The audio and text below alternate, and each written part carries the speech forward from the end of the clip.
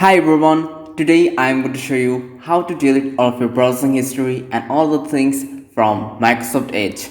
Now, those who are using Microsoft Edge might want to delete their history after some time, and that's okay, but you might not know how to do that. So this video is going to show you how to do that. Now, first of all, I'm going to search and open Microsoft Edge. Now, I'm going to write Edge on the search bar, and there we have Microsoft Edge.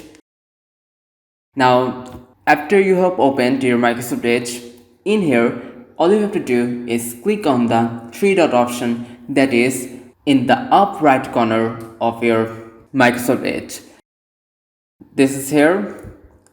Now, click on it and there will be a dialog box which will open. Now, scroll down. So we can see the last option is the settings and we have to click on the settings. Now from here, scroll down.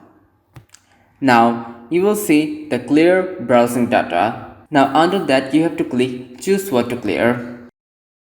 In here you can select whatever you want to delete. If you want to delete all of your history, you can actually select all of this, but if you don't want to delete your passwords, the download history or the cached data files, you can uncheck them like this and leave them out.